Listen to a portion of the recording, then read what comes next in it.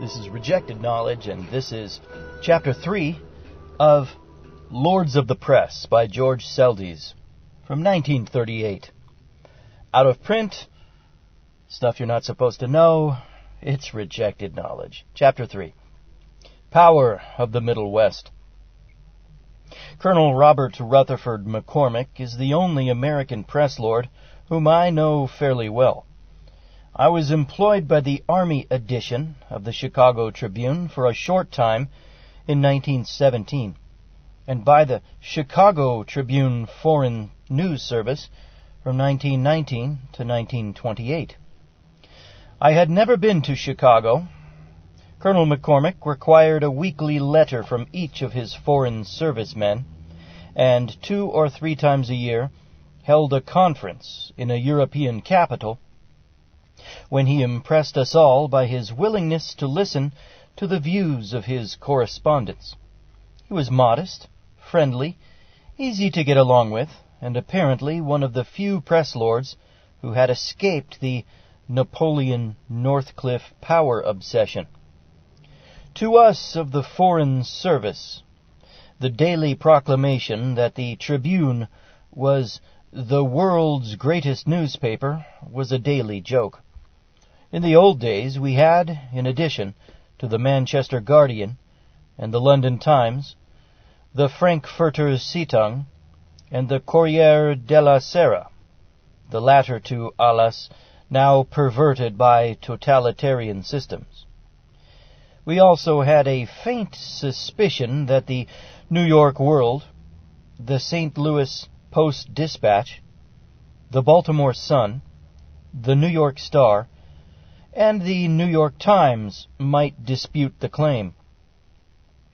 When we asked our Chicago colleagues for the basis on which it was made, they usually mentioned the campaigns against Boss Thompson and the fact the Tribune could not be bought by advertising or other interests.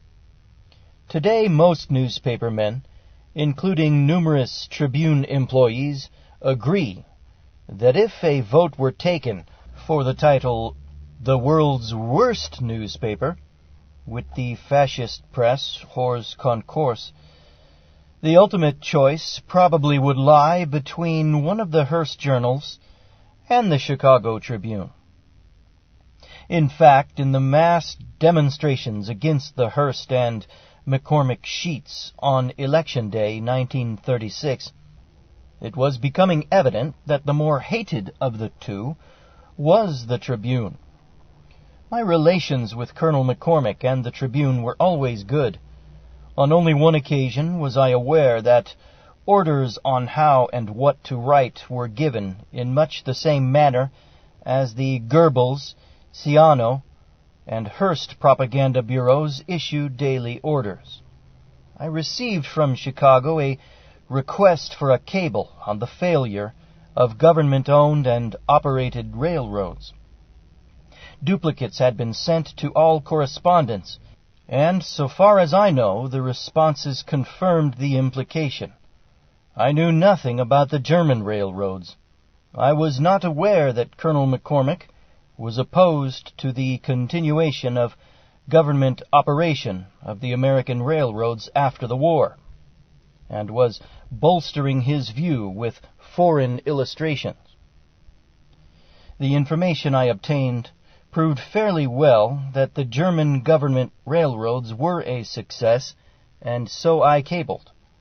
The next day I received a long message, this time from the Paris office, instructing me exactly in what I was to say, to wit, that the German railroad system was a failure, that the public was angry, that passengers paid too much, that freight rates were too high, that governmental bureaucracy was simply terrible, and that the whole idea of governmental rivalry with private money-making was simply not to the good. I could have taken these instructions, signed them, and sent them back as a news story. It was just exactly what was wanted.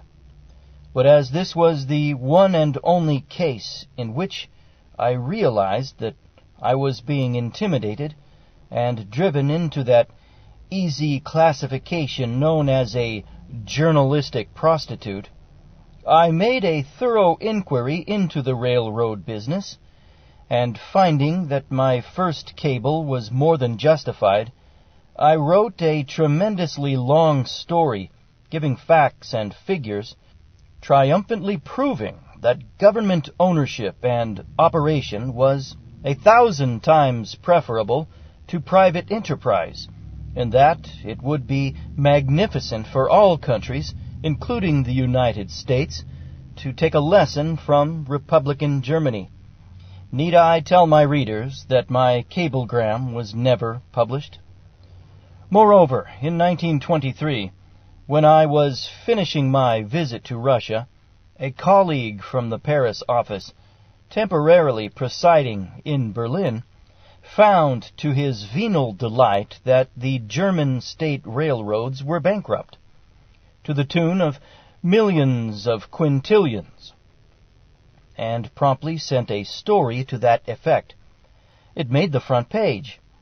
What the story did not explain was the fact of inflation, the daily catastrophic change in the value of the mark, which fell from 4 to 4 quintillion to the dollar, and which, only for a few months, caused a fictitious or bookkeeping show of failure. This same colleague had several years earlier visited Russia for the purpose of writing a series of articles denouncing the Soviet system. But every day of his stay convinced him of the value of the system he was sent to attack. On arriving in Riga, he began the first of a series of cautious cablegrams expressing his change of attitude, but despite care and diplomacy, he was caught writing contrary to the Tribune's anti-Russian policy and ordered to Paris. There he was placed against the wall. He was told to change his tune, or else. He tried to compromise with his journalistic ethics by offering to refrain from writing anything at all about Russia. But the Tribune bosses were not that easy.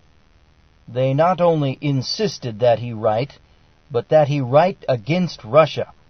And the poor devil, gray-haired, tired, his future unprotected, and a family clamoring for bread, was forced to betray himself, his friends, and all the ethics of the profession for the price of his butter. The significance of the episode was not lost on the rest of the Tribune staff. I am not trying to make myself out an angel by contrast with this poor devil. I am merely trying to illustrate one of the fundamental facts about American journalism today, the fact that the servants of the press lords are slaves very much as they have always been, and that any attempt at revolt is immediately punished with the economic weapon. But much more vicious than these cases is the majority of foreign correspondents who never have to be placed against the wall, who are never told what to write and how to write it, but who know from contact with the great minds of the press lords, or from the simple deduction that the bosses are in big business and the news must be slanted accordingly, or from the general intangible atmosphere which prevails everywhere, what they can do and what they must never do. The most stupid boast in the history of present-day journalism is that of the writer who says, quote, "I have never been given orders. I am free to do as I like," unquote. The German railroad order was the only one I received in my 10 years with the Tribune. I was nominally head of the Berlin Bureau, although I spent about 2 years in Italy, 2 years in Russia, a year with the French armies in Syria, and another year in the Balkans. On arriving in Germany with the American Army of Occupation on December 13th, 1918, I found that my sympathies were strongly for the victims of both the German monarchy and the Versailles Treaty. And this sympathy I brought to Berlin when I took over the office in 1920. The Tribune had been pro-German before we got into the war, and did not carry over the hatred which it helped create after we entered it. There was therefore nothing I could write about Germany which would offend the editors. In 1921, I went to Russia to spell Floyd Gibbons, who had scooped the world on the vastness of the famine there. My approach to the Russian problem was from an entirely different angle than all the rest of my colleagues, who were either prejudiced or favorable before entering the Forbidden Land. My father had been a personal friend of Prince Kropotkin's, and himself active in the Friends of Russian Freedom at the time of the Revolution of 1905, but my father was fundamentally a libertarian who believed in no party, although he had worked for the single taxer Henry George in 1886, and named me after him several years later.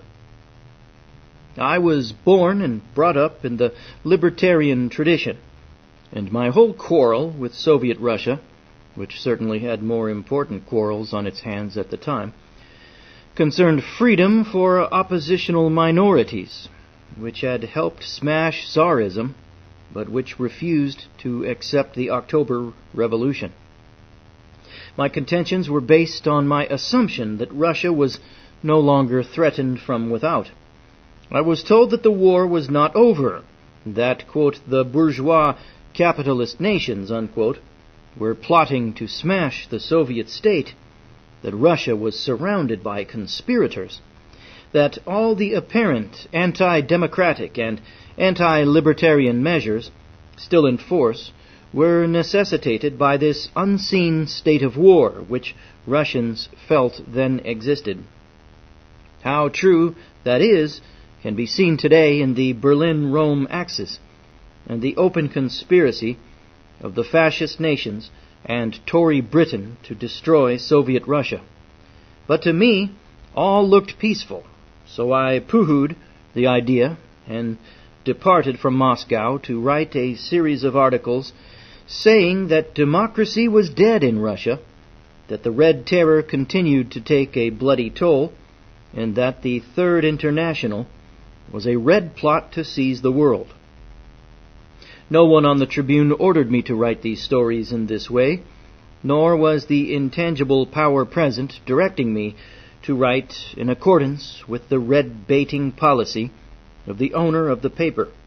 The great attack of the Hearsts, the McCormicks, the Rothermeres, and the Beaverbrooks has always been against Russia as an enemy of profit and property, whereas I heartily agreed to the Soviet economic system, which aimed at the cooperative commonwealth and the eventual liberation of mankind from every social, economic, political, and moral chain.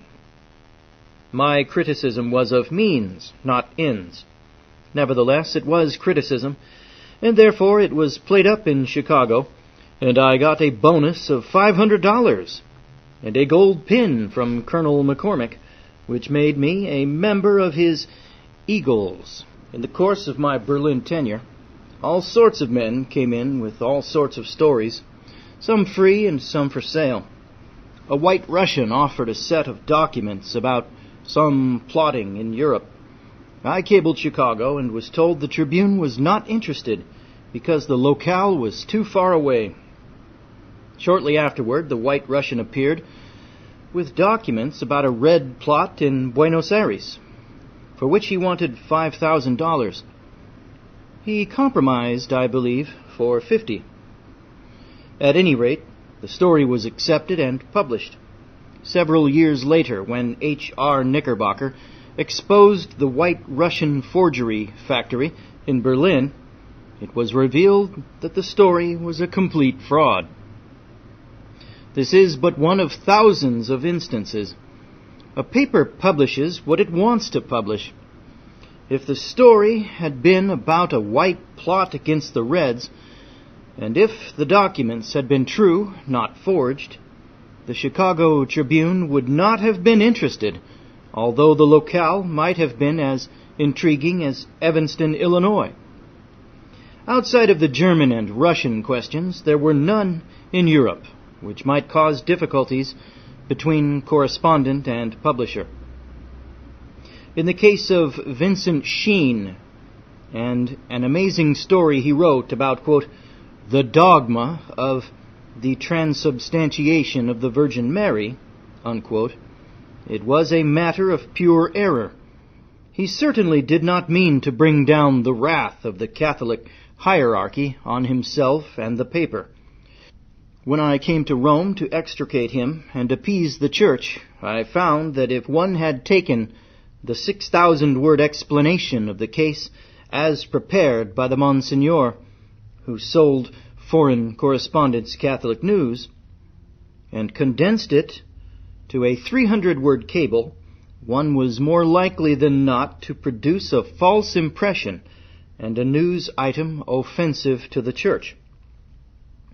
In 1925, when, through an error which escaped my Catholic assistant Cian Farah and my Catholic advisor Lord Hemphill, I used the words dispensation and indulgence as synonyms.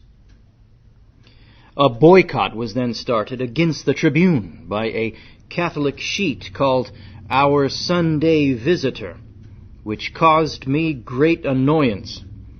But when a year later I reported from Syria that there was an awful lot of religious intrigue in the political situation, and the Druze rebellion, which General Sarail, the Catholic hater, was fighting in the Near East, the Tribune published all my telegrams despite the fact that almost every newspaper in the world is scared to death when any religious sect is mentioned critically.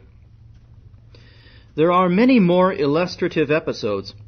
The reader may gain the impression from them that the Chicago Tribune is not as bad as it has been painted, and perhaps after all it should not be given worst place among American newspapers.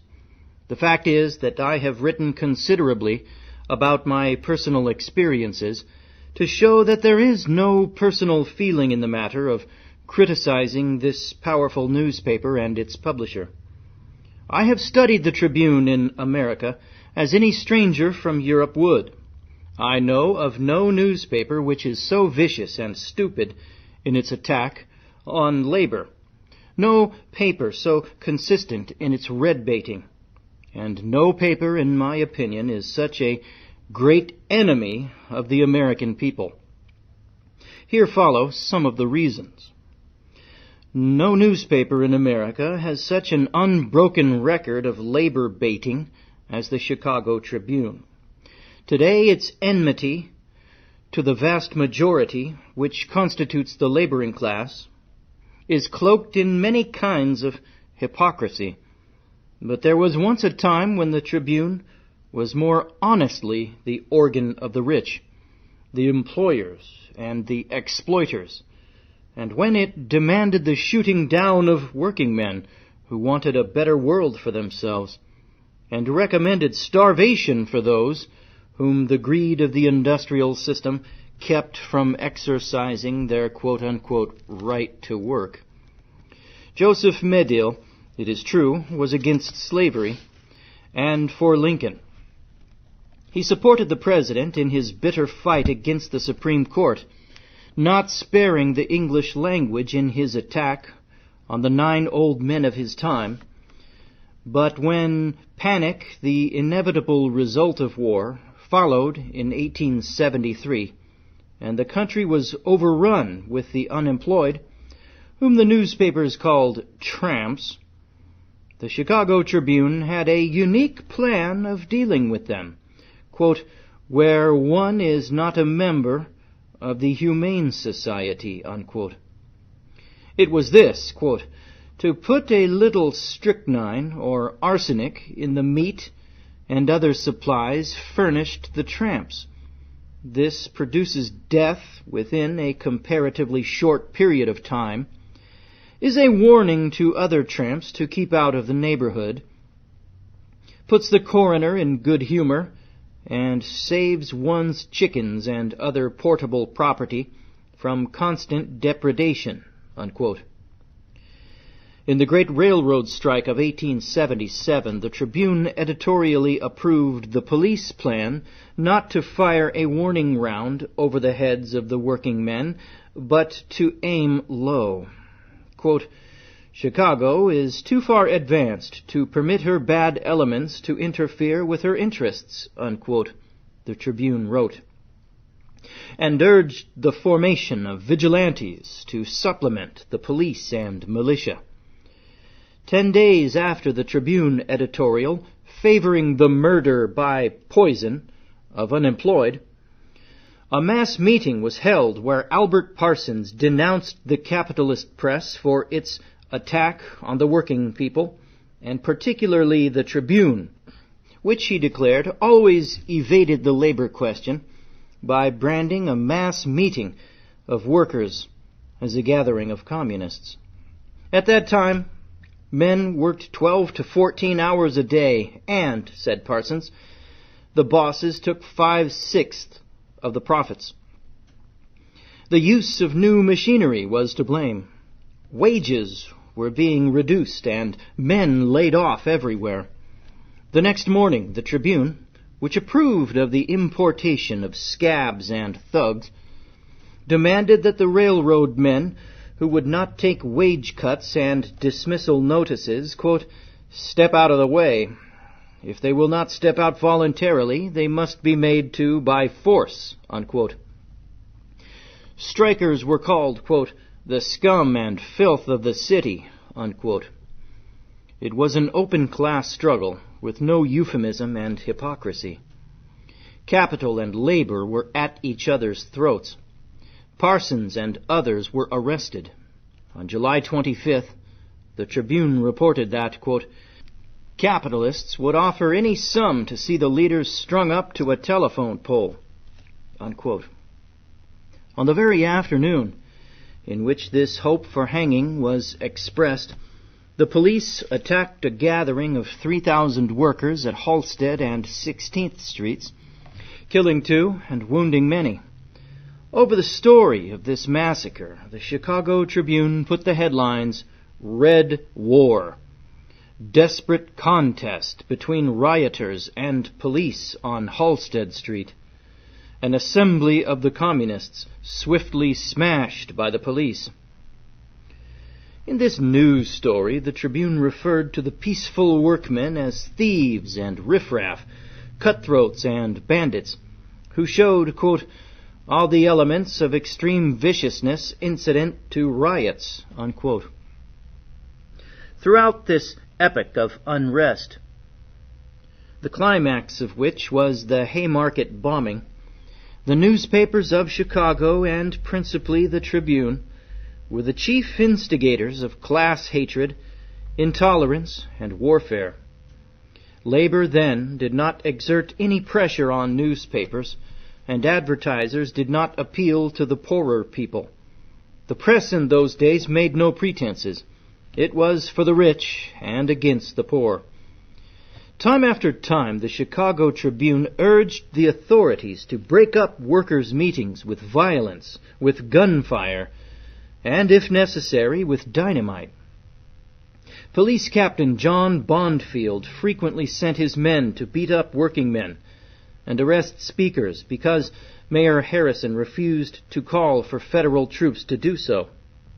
On May 3rd, 1886, at the McCormick Reaper Works, a fight occurred between the strikers and scabs, the police killing many of the former while defending the latter. On May 4th, a quiet meeting occurred in the Haymarket, the mayor being present and instructing the police to return to their stations. Bondfield, to show his authority, kept them harassing both speakers and listeners. The bomb, which was thrown by a person who has never been identified, killed 7 policemen and wounded 67 others. a sensational crime which aroused the whole country, but no emphasis was ever given in the news to another fact, that there were between 2 and 3 times as many working men victims as police victims. Whoever set off the bomb spilled more labor blood than police blood. But the newspapers eagerly started the red-baiting hysteria. They yelled for bloody revenge. They faked news about discoveries of plots and dynamite everywhere. They tried the case against the Chicago anarchists, not one of whom was guilty of the bomb throwing. Found all guilty, sentenced all to death. The atmosphere was hysterical. It was made so by the press. And the leader in rabble-rousing was Joseph Medill, who, despite the historical fact that the Illinois industrial worker of his time had at his disposal an annual sum of $81 compared to the state's appropriations for individual paupers of $95, sententiously announced that the poor had only to blame, quote, their own improvidence and misdirected efforts, unquote. Half a century passed before the Haymarket affair could be judged impartially. The executed labor leaders raised to martyrs in the cause of justice and progress, and the newspapers of the time given their full share of the blame for the massacre. It took considerably less time, thanks to a newsreel, to come to an honest judgment on the Memorial Day massacre of 1937 outside the Chicago plant of the Republic Steel Company. And here again it was the notorious labor-hating Chicago Tribune whose conduct was more reprehensible than all the other newspapers of the country. Every serious study of labor troubles in the history of the nation has proven that in the overwhelming majority of cases, the forces of law and order, so-called, are responsible for initiating violence. On the other hand, every study of the press shows that the newspapers generally lie when it comes to reporting the war of capital versus labor. Some of these lies are not told maliciously because in many cases, newspapers remote from the scene honestly publish lying reports they believe are honest. Frequently, it is impossible to get at the truth.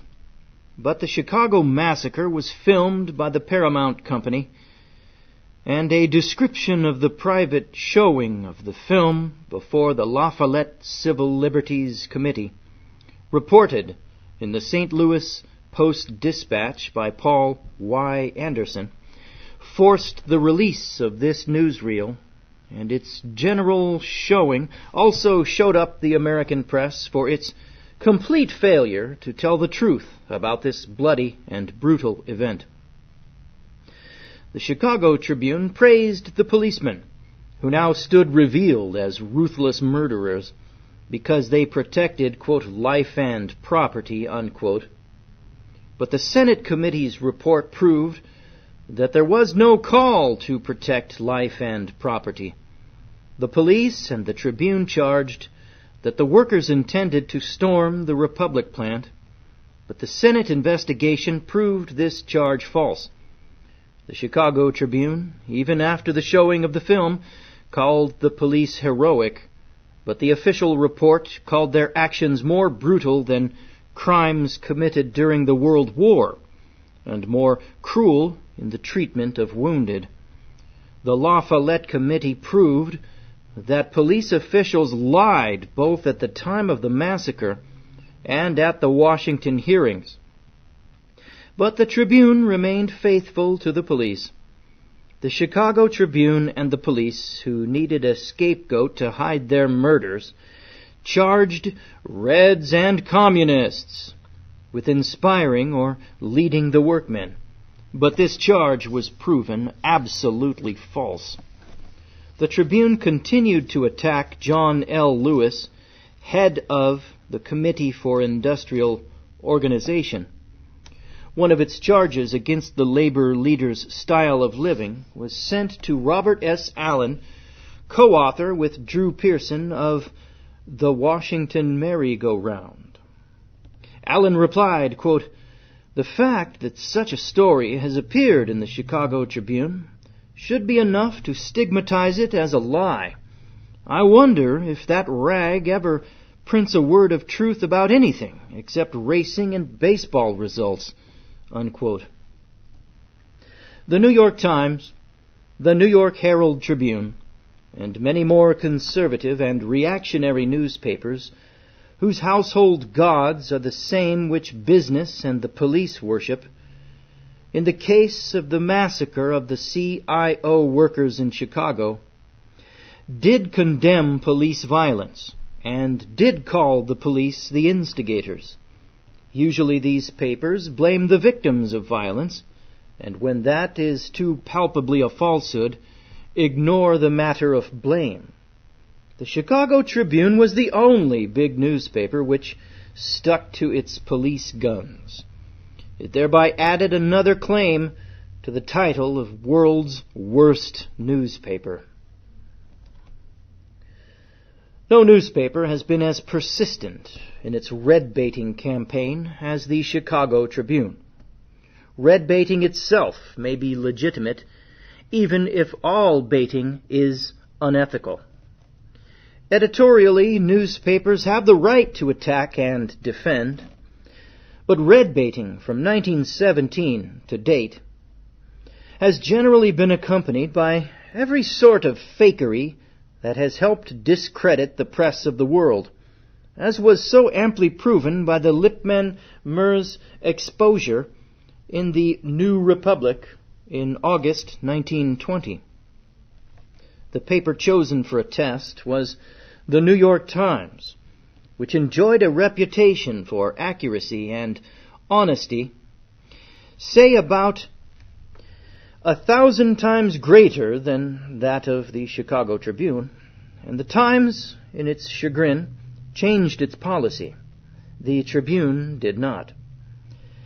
In the old days, when no one dared criticize, it published the same sort of colored, distorted, and fraudulent news which Lippmann and Merz spotted in the Times.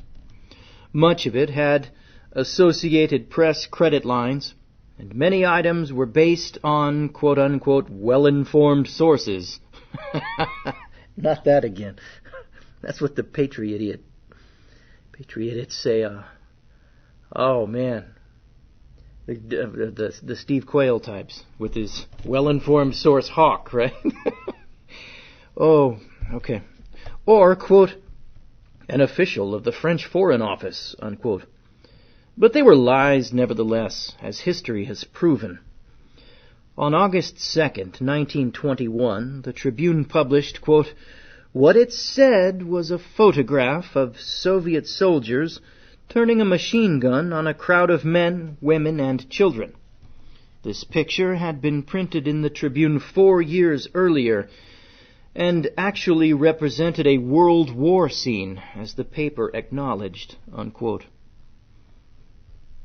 From the 1920s to the present day, the Tribune has continued to print rumor and gossip, much of it proven false, from Riga, Helsingfors, Rival, and other places, all purporting to tell the uncensored story about Russia. Ever since Colonel McCormick withdrew the present writer from Russia in 1923, he has had no representative there, and has relied upon sources outside the nation, which sources have been generally discredited throughout the world. Every man who worked for the Tribune in Europe knew that it was not necessary to investigate a story if it was anti-Soviet. Every fake, forgery, and lie that appeared in the European press, which in many instances was paid to lie, could be copied and sent out to Chicago. Stories about other nations and other economic systems required confirmation, Not so stories about Russia, provided they were intended to harm the enemy of the profit and property system. Among the Tribune's enemies today is Professor Schumann of Chicago University. The Tribune loves to bait him. Can it be that this is petty revenge for a study of Tribune news made some years ago? Professor Schumann found that in October 1925, the Tribune reported that, quote, Soviet fights famine as grain myth explodes, unquote. That starvation threatened the, quote, doom of Soviet, unquote. That Siberia had revolted. In 1926, some of the Tribune stories, which history has proven false, exaggerated, biased, and colored, including one on March 20th, in which a, quote, secret report shows Russia near collapse, unquote. This was the year in which, quote, Romania hears of widespread Russian revolt, unquote. The same Romanian revolt that brought us all to the frontier several months later, and which turned out to be a Romanian Foreign Office lie. The Tribune also scooped the world on, quote, Odessa troops mutiny against Moscow regime, unquote, and, quote, trade, industry totter, unquote. On August 10th, the amazing story appeared that in Soviet Russia, quote, red factions grasp for power, unquote. Then the Reds were not in control. Or what? 3 days later, the Tribune revolt had reached the heart of Russia itself. The Reds, believe it or not, quote, reinforce Kremlin fort as mutiny grows, unquote. And 8 days later, there was a crisis. The year 1927 was a year of nothing but revolts in the Tribune. Quote, revolt against Soviet begins, unquote, April 9th. The Red Army was fighting South Russia on the 19th, but troops were called home, quote, as revolt rises, unquote, on the 21st. In July, the Tribune manufactured a new famine. In October, quote, industry faces swift disaster, unquote. And in November, hundreds died, quote, in Ukraine riots, Romania hears, unquote.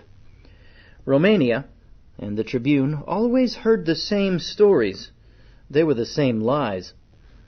Concluding his study of the Tribune, Professor Schumann says, quote, no inquiry into the factual basis of these news items would seem to be required.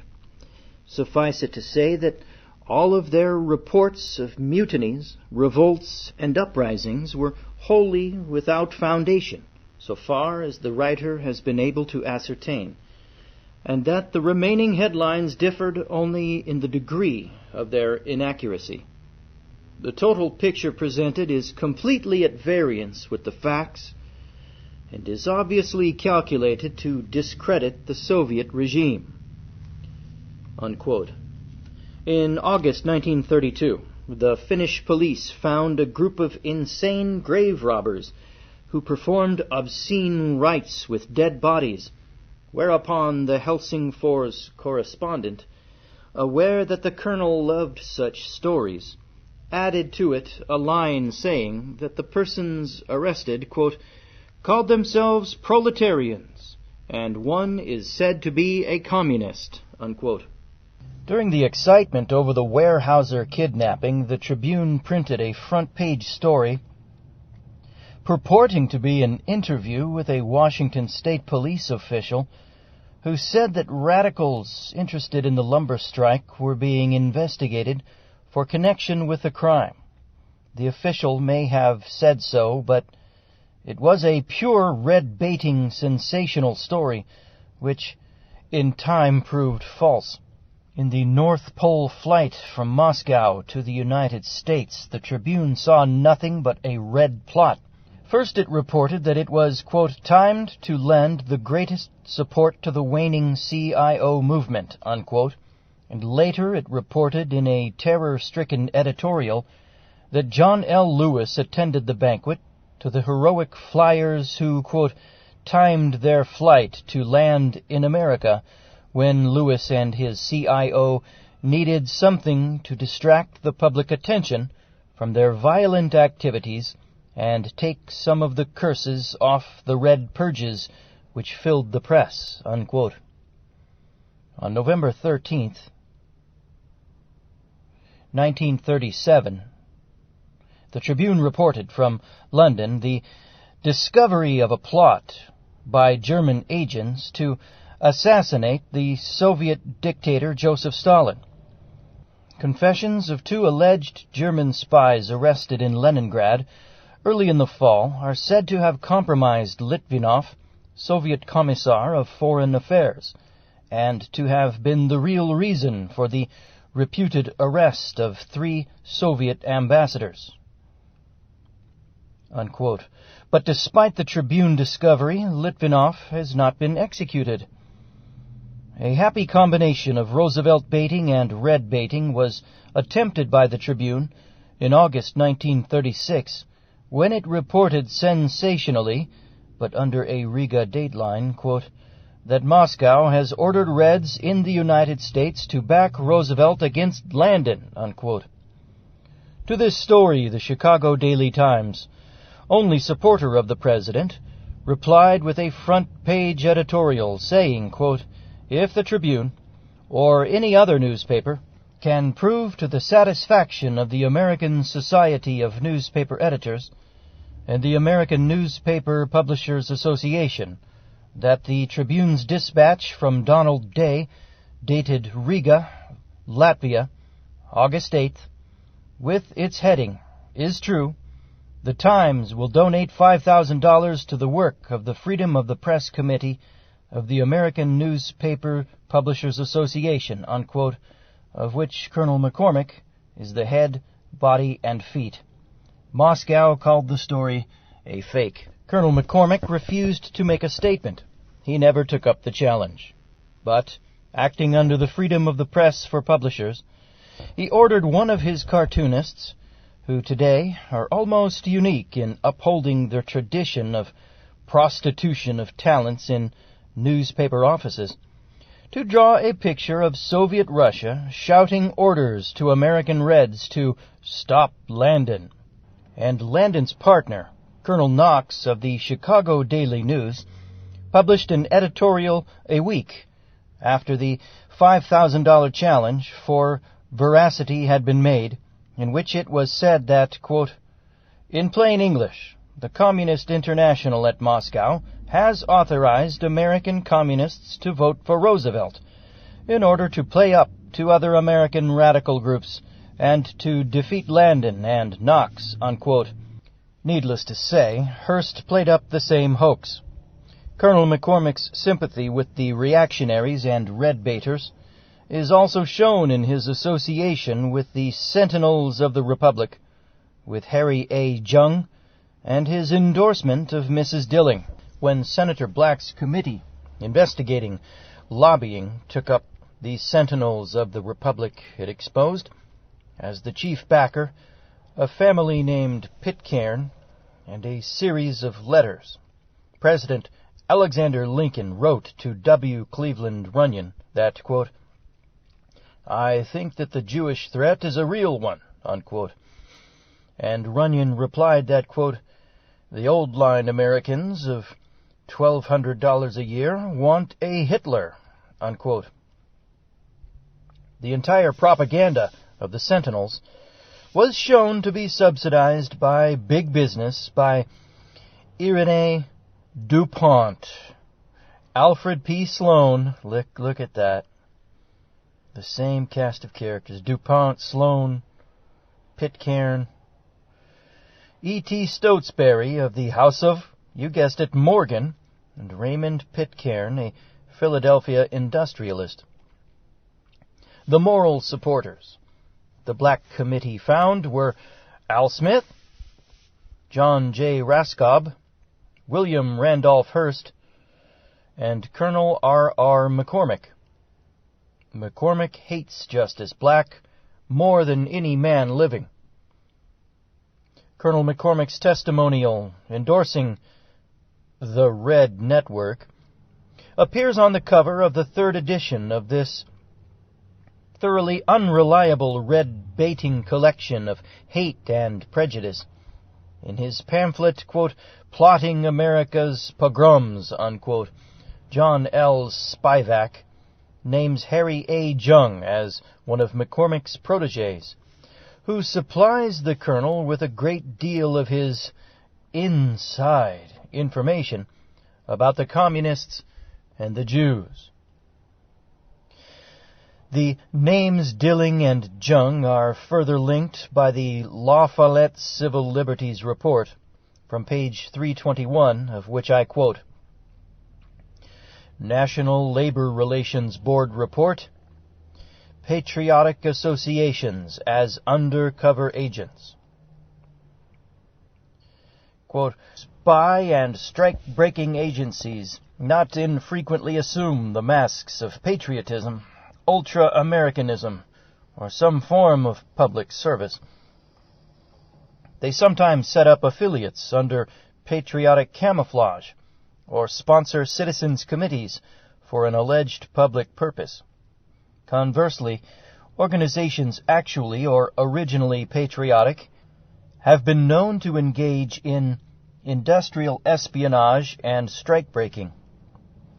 The most insidious and reprehensible form of activities in this mixed field is that represented by certain associations whose purpose is private gain, and whose methods include making business by spreading scares or actually fomenting disturbances.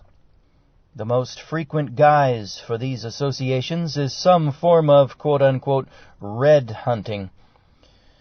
The sustenance of such associations is usually from industry and finance, and its quote-unquote services may include strike-breaking. A typical concern of this sort is AVIF, the American Vigilant Intelligence Federation, with offices in the Chicago Tribune Tower building, Chicago, which is the expression of its honorary manager, one Harry Augustus Jung. Exposed frequently in the past dozen years by the Chicago Federation of Labor, its record was written into the investigation of the Congressional Committee on Nazi and Other Propaganda, whose report, issued February 15, 1935, stated concerning certain allegedly patriotic associations, many are in reality the breeding places of racial and religious intolerance, and their financial statements show them to be petty racketeers. The report names American Vigilant Intelligence Federation as one such. Jung and his colleague Nelson E. Hewitt were associated with Mrs. Albert W. Dilling in compiling a book called The Red Network. McCormick's endorsement of this work says, quote, I am glad to have it for reference and trust that the book will have a large sale, so that Americans will know who are the enemies of society within our gates. You are to be commended highly for the patriotism and devotion to the welfare of your country that enabled you to publish this book, unquote. Colonel Robert R. McCormick, publisher, the Chicago Tribune. Europeans were fond of calling pre-Depression America the land of unlimited possibilities, the land of unheard-of paradoxes, and it is still that in many ways. It is the richest land in the world, the only land outside Russia which can supply every one of its inhabitants with food, clothing, and shelter in abundance, and it leads the world today in unemployment and misery. It is also the land in which the publisher of a newspaper that violates all the canons of journalism is the Lord Protector of the freedom of the press. Sincerity, truthfulness, accuracy, impartiality, fair play, these cannons never thunder on the Tribune. When Roosevelt was nominated for a second term, Colonel McCormick wrote to his excellent managing editor, E.S. Beck, a letter which editor and publisher, applauding, quoted under the heading, "Colonel McCormick orders strict impartiality during campaign." The letter was posted for all to read. It demanded, quote, "complete, unbiased reports with an effort toward equal coverage subject to news value," unquote. But the letter also states that Roosevelt, in his first term, quote, "tried to control the Washington correspondence," unquote, and it concludes with the remark that, quote, "there will be so much Roosevelt news created by his commissars that it will be necessary to see that Landon gets a fair share of that total. But the Roosevelt stories must be adequate and must be written without any animus against him," unquote. What followed is pretty well known to everyone. Every day the Tribune editorial page was a biased attack on Roosevelt with the heading, "Turn the Rascals Out." Every day the Tribune telephone operators said, quote, "Good morning, Chicago Tribune. There's only 43 or less days left in which to save the American way of life," unquote. Every day, truthfulness, accuracy, impartiality, fair play, and decency were flouted in the most vicious campaign against the president. On October 24, 1936, editor and publisher, parenthesis, which, by the way, draws a considerable amount of its revenue from Chicago Tribune advertising, end parenthesis, courageously enough reported that the Chicago Daily News had published the story of how the Tribune had faked a photograph and a news item in its attempt to hurt Roosevelt. The president had visited Chicago. He had ridden through the streets, and he had spoken. But the Tribune, whose publisher is the spokesman for the freedom of the press, found that the public was not as enthusiastic as some had imagined. It published a picture of a street filled with Roosevelt buttons, apparently discarded by hundreds of persons to show their antagonism to the president. The caption read, "Roosevelt buttons intended for coat lapels land on ground. A rag picker helping himself to Roosevelt buttons on a street near the Loop yesterday. Apparently the buttons were tossed aside by pedestrians, to whom they were handed by women members of the Young Democrats of Cook County, who made wholesale distribution," unquote. The rag picker shown in the Tribune photograph is Charles Pellick. Charles Pellick has made a signed statement to the effect that he was paid 25 cents to act in this photograph. A witness has corroborated the story. The Chicago Daily Times, in addition, published the statement that the buttons were strewn about by the Tribune photographer for the purpose of producing a fake.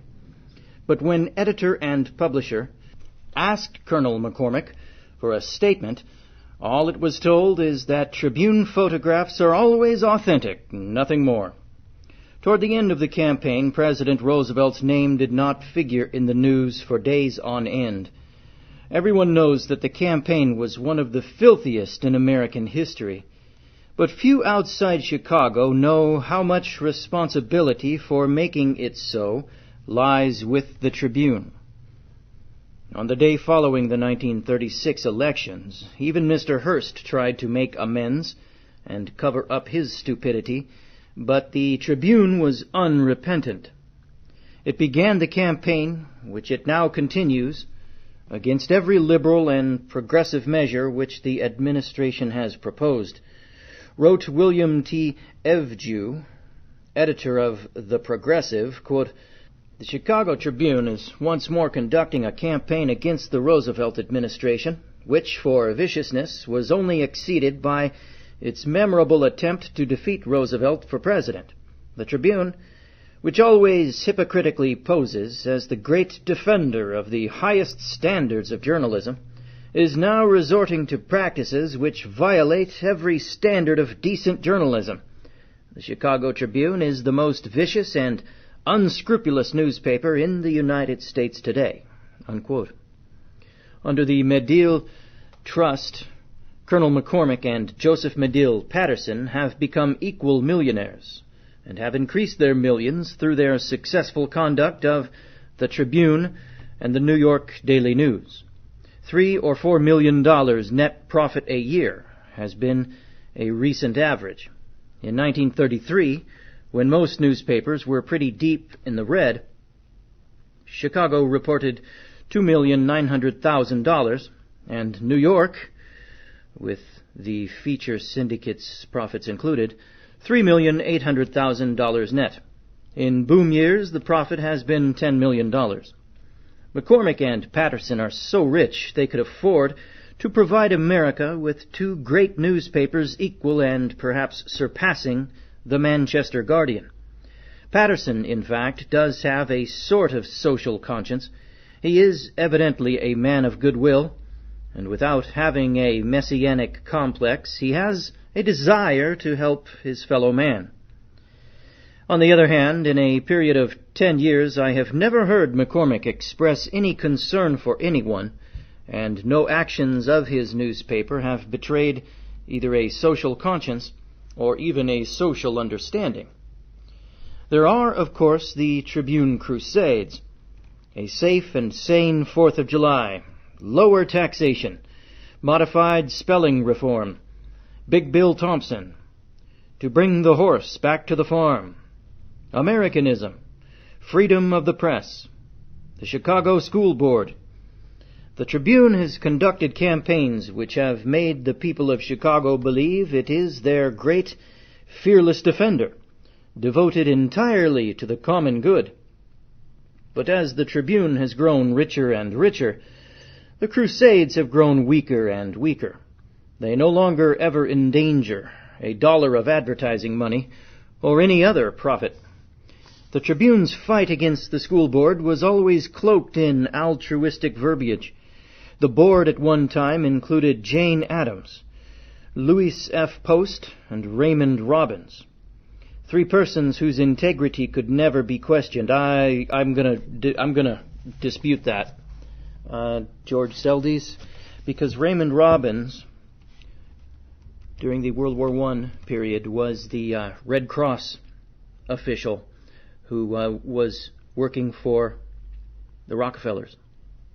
If that's the same Raymond Robbins I've read otherwise, and I'm betting it is, yeah, that's the guy that Lenin always had time for Raymond Robbins, because the Rockefellers, the dynastic clans that infiltrated, had co-opted the Red Cross, and that's how they were funding. That's how they were exchanging information about financial deals and potential financial deals through the Red Cross. How do you like that? Raymond Robbins, yeah, so I'm sorry, I'm going to dispute his integrity. Yeah, I'm going to question that. Continuing. But the Tribune for years continued its gutter-sniping journalism against them. It claimed it was doing a public service.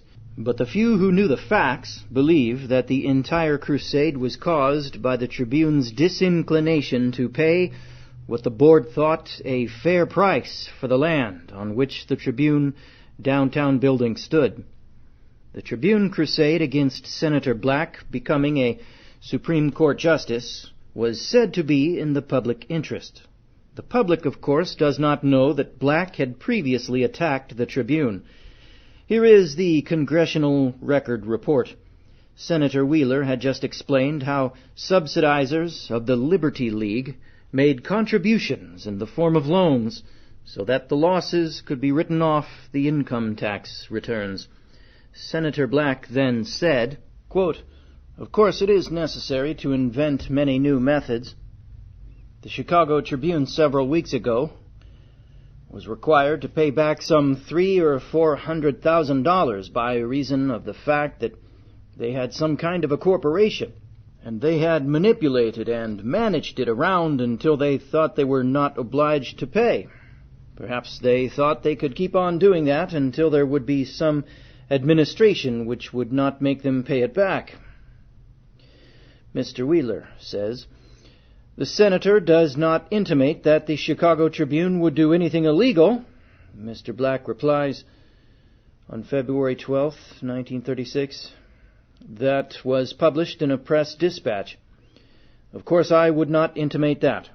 But it was indicated, not only indicated, but it was true, that they had been forced to pay this income tax by reason of the fact that the scheme and device which had been arranged had been stricken down by the Board of Tax Appeals." Unquote.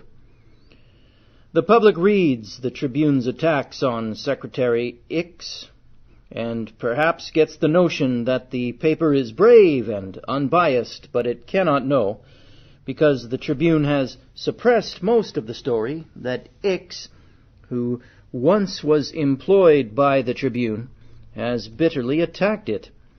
Ix, at Northwestern University, declared that he suspected Colonel McCormick of, quote, "suffering from political frustration," unquote, and added, quote, "I assert the fact to be that the Chicago Tribune, in giving expression to the envy and malice that poisons the mind of its publisher, has slandered the President of the United States, that it has deliberately made misstatements of fact with respect to his acts and purposes.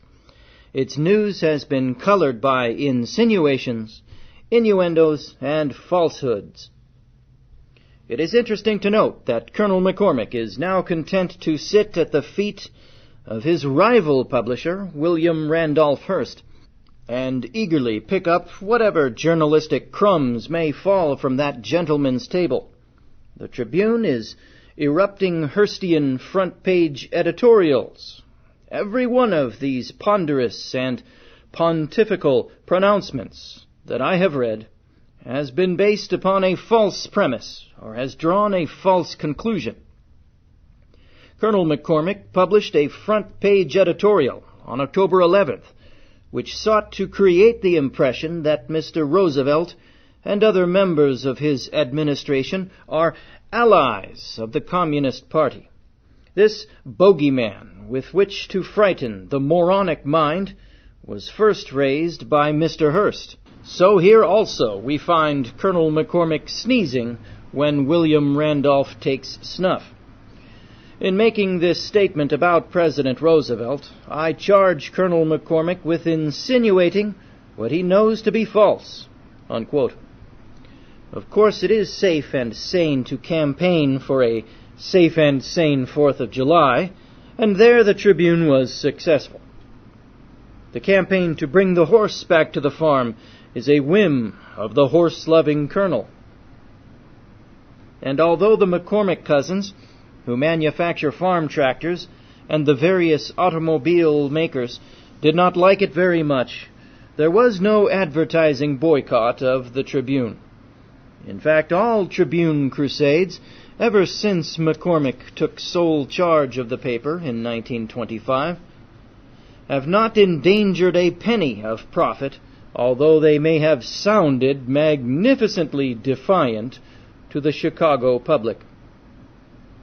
It is extremely difficult to come to a conclusion on the motivation of the McCormick Tribune. Although the colonel may be politically frustrated, it cannot be said he suffers one of the Roy Howard, Paul Block, Hearst, and Northcliffe complexes. He is too shy of contact with human beings and too arrogant in his dislike of the people ever to think of becoming a public figure, nor does he enjoy secret manipulation of political events. Power, money, fame, egotism do not seem to be the colonel's motives in making his newspaper what it is.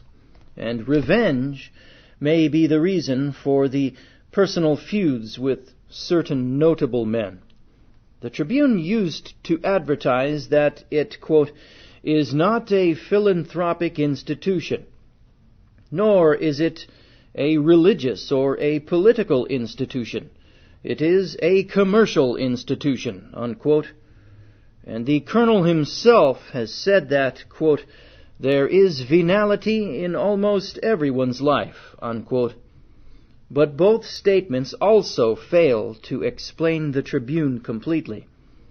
The matter is perhaps one a psychologist should investigate, but the fact that confronts the Illinois public is that it must get its morning news from either the unspeakable Hearst or, quote, from that unspeakable Chicago Tribune that even the newspapers themselves condemn, unquote, as it was recently referred to in the Congressional Record. That concludes Chapter 3 of Lords of the Press by George Seldes from 1938. We're going to take a journalistically related gratuitous music break and come back for Chapter 4. We're back. Time for Chapter 4 of Lords of the Press by George Seldes from 1938. Chapter 4, Little Lord Northcliffe. Paul Block is a little man with a big complex.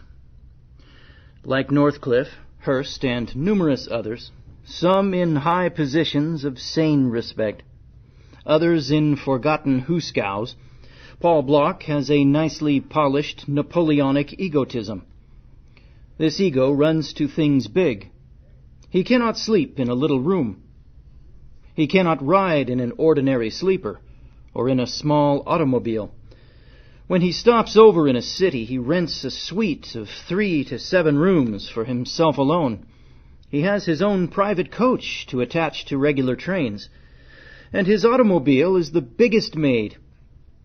Paul Block, like his numerous colleagues, loves publicity. He loves his picture in the paper, loves to see his name in print, loves to read about himself, and when no one puts his picture in the papers and no one writes about him, he buys space in papers throughout the country and publishes his editorials broadcast with his signature in nice big letters, the most readable part of the advertisements. He also insists in basking in the flashlight. He is always present when the photographers let go their bombs, and if he is not the object of their bombing, he must be second high man. On the occasion when Hoover, as president, paid a visit to Newark, Mr. Block, in his easy neo-Napoleonic way, called up his editor and said, quote, "Get me into the president's car for the parade tomorrow afternoon," unquote. But neither the city editor nor anyone else could get Paul Block into the Hoover car. Yet no one dared defy the pre-Waterloo dictator in the main office. So someone brilliantly called up the police and told the man covering Maine headquarters, an old-timer who had heart trouble and who never so much as walked up the stairs, to see to it that Paul Block got into the parade and into Hoover's big car. The reporter told the captain, and the captain detailed 5 men. At exactly the moment when the parade reached the Newark building, the reporter shouted, "Make way for Paul Block! Make way for Paul Block!" And 5 policemen, with Block in the center of a flying wedge, broke through the crowds on the street. As they rushed the presidential car at the head of the procession, the United States Secret Service operatives for a moment thought it was a plot to assassinate the chief executive. Even the blue police uniforms did not disarm them. "Make way for Paul Block!" shouted the reporter. The wedge got to the Hoover car, but Hoover would not stop. For a second, the wedge, with Block in the center, remained in the middle of the street. Headed by Deputy Chief of Police John Harris, it finally broke through the crowd and got to the president's automobile. The Block police reporter still shouting, "Make way for Paul Block!" but the police found the car full of notable persons. No one knew who Paul Block was. The police officer in charge of the safety of the president, Lieutenant William F. Gannon of the Newark Force, however, was impressed with the publisher's name, and Harris, of course, was doing his best to get Paul Block into the car. But since this was physically impossible, it was decided that someone would have to be put out. The man chosen to be the sacrifice was Senator Joseph Frelinghuysen of New Jersey, whom Hoover himself had chosen to ride with him. Frelinghuysen was put out, Block was rushed into his seat, and the procession moved on. This is not the first instance in which Paul Block got what he went after. Every reporter who has worked around the country knows many towns in which there are these little press lords who exercise their authority in this fashion. As a rule, they cause more laughter than harm. Paul Block is the only publisher in America closely associated with William Randolph Hearst. In 1936, the New York Post called him a Hearst stooge, which he let pass. But in 1938, during the excitement over the appointment of Senator Black to the Supreme Court, when Robert S. Allen wrote that, quote, "The expose of Justice Hugo Black's one-time membership in the Ku Klux Klan was a deliberate conspiracy. Parties to the conspiracy were the Hearst stooge Paul Block," unquote, and others. Block sued Allen and the nation for $900,000 libel damages. Block and Hearst have engaged in numerous newspaper deals. Time claimed, in April 4th, 1938, that, quote, "Partly with Hearst money, Mr. Block acquired 9 substantial dailies by 1931, unquote." How much you want to bet they were in the same secret society together? Maybe even the same lodge, who knows? Continuing. And for many years before becoming a publisher, Paul Block Associates handled Hearst advertising. In 1927, Block and Hearst invaded Pittsburgh, and the result was a slaughter of the press. In recent times, the Leader and Dispatch had already been destroyed as rivals, and now Block bought the Post and Sun from the trustee of the late president of the Farmers National Bank, and Hearst bought the Gazette-Times and the Chronicle-Telegraph, 2 previously amalgamated newspapers owned by the Oliver family, which was associated with the steel industry and the Senate. The Post-Gazette became the unique Pittsburgh morning newspaper, and the Sun-Telegraph became the unique rival for the Scripps-Howard Press in the evening. In 1937, another Block-Hearst deal took place, which editor and publisher reported, involving more than $2,500,000, with Block obtaining complete control of the Post-Gazette and Hearst regaining possession of the Milwaukee Sentinel, which he merged with his Wisconsin News. Editor and publisher, on September 18, 1937, quoted Block saying that Hearst, quote-unquote, helped finance his purchase of the Pittsburgh Post and Sun 10 years earlier, and that, quote, when the Pittsburgh deal was consummated, Mr. Hearst retained a considerable amount of stock in the Post-Gazette, on which Block had an option. In 1931, Hearst announced that the Los Angeles Express would be merged with his Evening Herald to be known as the Evening Herald and Express. He said, quote, "It is I who prevailed upon Mr. Block to enter the Los Angeles newspaper field. As a competitor of mine in other cities, I had learned to admire and esteem him highly. We are also pleased to announce that Mr. Block will become a director of the Herald and Express," unquote. In the following year, Mr. Block's name came up in the case of the mayor of New York, when testimony was given that the two had a joint stock exchange account. The New York Evening Post reported the case as follows, quote, Paul Block, newspaper publisher and intimate of Mayor Walker, prefers to wait until he is called by Samuel Seabury, chief counsel of the Hofstadter Investigation Committee, before making an explanation of the joint account which he and Mayor Walker shared from February 1927 to August 1929, and from which the mayor cleared $246,692.76 without the investment of a cent on his own part, as the mayor testified before the committee yesterday, unquote. The paper quoted a, quote, person in a position to speak with authority, unquote, to the effect that Block received no favors in return, and added, quote, Mr. Block feels, it was said, there is no reason in law or ethics why he cannot give earnings in cash or stocks to whomever he pleases.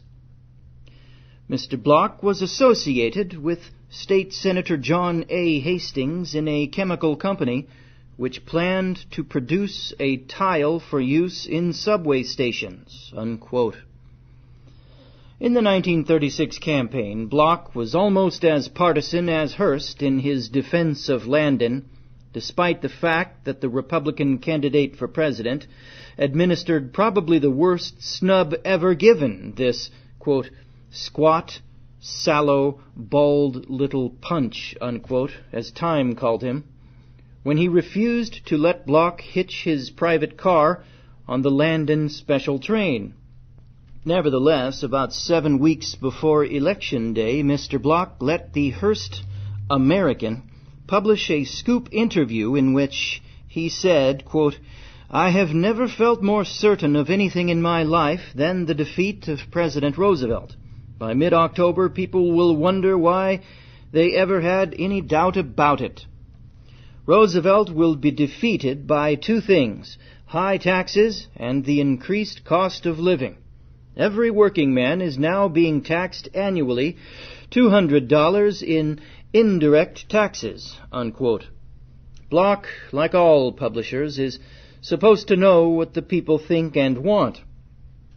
He once wrote to Arthur Elliott Sproul, who asked for his autobiography, that his hobbies were, quote, newspapers and friendships, unquote.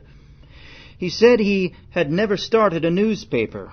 Quote, I have another ambition which I probably will never fulfill, mostly because I cannot afford it, and probably am not capable of it, namely to start the publication of a newspaper.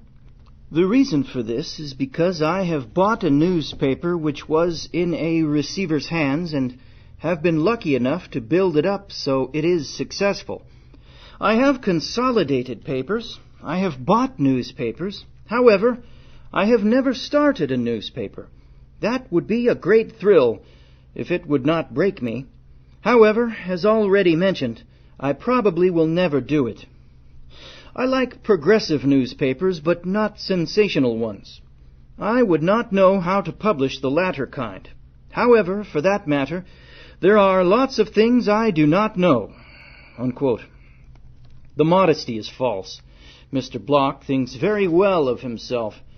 And while it is true that he has never started a newspaper, it is also true that he has killed off many. His original business was advertising. Advertising is either the first or one of the first enemies of a free press. Thank you. Thank you, George Seldes. You nailed it there. Advertising is either the first or one of the first enemies of a free press. Yes, it is. Yes, it was, because it's gone now, the free press. Thanks to advertising and another society in which George Seldes will be exposing along the way. He's done a little bit so far. Continuing, we're almost done here with Chapter 4. The transformation of a big advertising man into publisher has been no credit to the free press. But to his credit, it must be said that Block has never made his sheets as bad as Mr. Hearst's. Okay, folks, this has been chapters 3 and 4 from Lords of the Press by George Seldes. You wonder why this is out of print. Well, he's attacking the press, publishers. No wonder this is going to be out of print. This is from 1938. It has been memory hold. The copy I'm holding is all beat to hell. And I had to really work to get it, too. Okay. This has been Rejected Knowledge, and I'm reading through some rejected knowledge. Over and out.